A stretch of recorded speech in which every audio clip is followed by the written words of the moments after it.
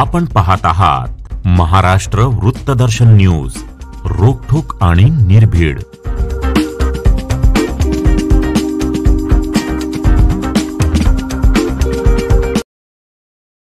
सांगली, मिरज आणि कुपवाड महानगरपालिकेचे माजी स्थायी समिती सभापती निरंजन औटी यांच्या वाढदिवसानिमित्त विविध कार्यक्रमांचे आयोजन करण्यात आलं होतं।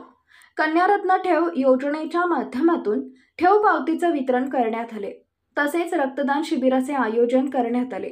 काँग्रेसचे प्रदेश उपाध्यक्ष विशाल पाटील, काँग्रेसच्या नेत्या जयश्रीताई पाटील, माजी नगरसेविका रोहिणीताई पाटील, ज्येष्ठ नेते सुरेश औटी, डॉक्टर विनोद परमशेट्टी, डॉक्टर याज मुजावर, माजी नगरसेवक संजय मेंढे, शिवाजी दुर्वे, शरद जाधव, करण जामदार, संदीप औटी, अशोक कांबळे, श्वेत पद्म कांबळे, बाळासाहेब होनमोरे, सिद्धार्थ जाधव, अजित दोरकर, आरिफ चौधरी, पप्पू शिंदे, राकेश कोळेकर यांच्यासहित विविध क्षेत्रातील मान्यवरांनी युवा नेते निरंजन औटी यांना वाढदिवसाच्या शुभेच्छा दिल्या।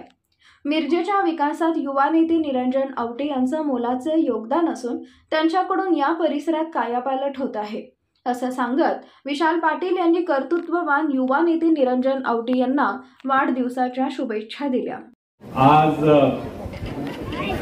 आपल्या सर्वांचा मित्र, सर्वांचा जोडीदार, आपला लाडका निरंजन याच्या वाढदिवसानिमित्त आपण सगळे जमलो आहोत।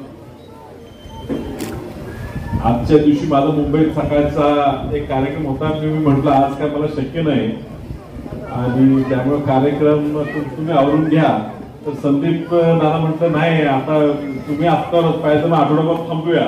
म्हणून नको बाबा, काय ते ऍडजस्ट करतो। मी थेट मुंबईतली गाडी कार्यक्रम मीटिंग आवरली, गाडीतच खायला घेतलं, वाटत जेवत नानासारखं फोन करून वाटेत कुठे थांबू नका।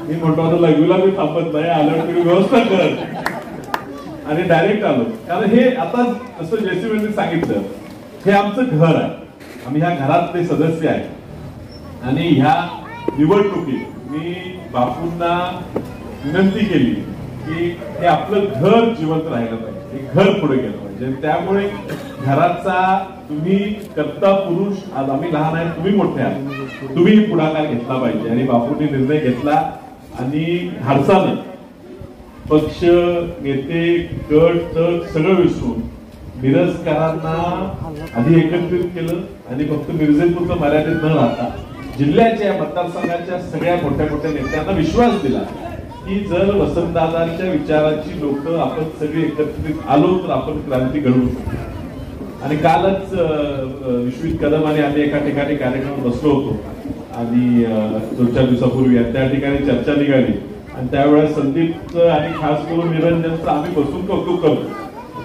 कसा वारसा असतो आणि आपण म्हणतो की राजकीय कुटुंबातले लोकांनी राजकारण आणि बाकी, तर हा वारसाचा फरक हा लगेच लक्षात येतो। त्याच्या रक्तात आहे लोकसेवा करायची, तो सकाळपासून लहानसहान गोष्टीला पळतो, लोकांच्या अडचणीला धाव घेतो आणि हे सगळं करत असताना प्रत्येक प्रकारची लोक त्याला भेटतात। कोणतरी उत्साहात भेटतो, कोणतरी भांडत भेटतो, चिडून भेटतो, महिला सुद्धा त्याला हक्काने अगदी निरंजन हे झालंच पाहिजे, पाणी येत नाही हिथून त्याला फोन येतात, पण हे सगळं ऐकून त्यात मार काढत असताना त्याच्या चेहऱ्यावरचं जे हसणं आहे, त्याची स्माइल आहे, ती कधीही कमी झालेली मी बघितलेली नाही।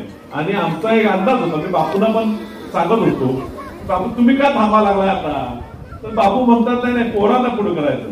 म्हणून बापू पोरं तयार आहेत का? ते म्हटलं खूप तयार आहेत, तुम्ही बघा।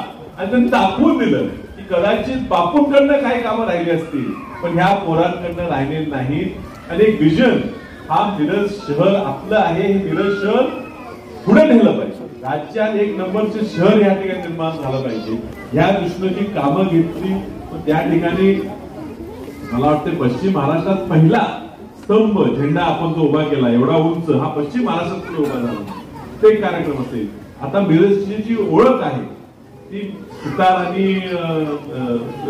काय तंतुवाद्य, ते सुद्धा त्या मिरजेच्या चौकात उभं केलं।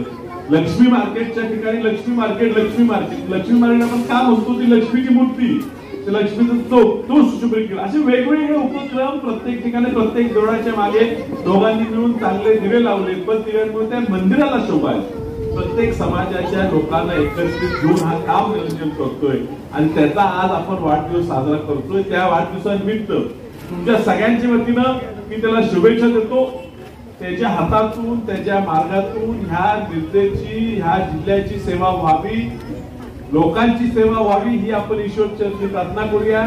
त्याला उदंड आयुष्य लागावं. त्याच्या वडिलांचा त्याच्या आजोबांचा वारसा हा त्याला आणि त्याच्या भावांना सगळ्यांना एकत्रित करून पुढे चालवण्यात यश यावं ही मी आमच्या सर्व कुटुंबियांच्या वतीनं सांगली त्या सगळ्या जनतेच्या वतीनं त्याला शुभेच्छा देतो.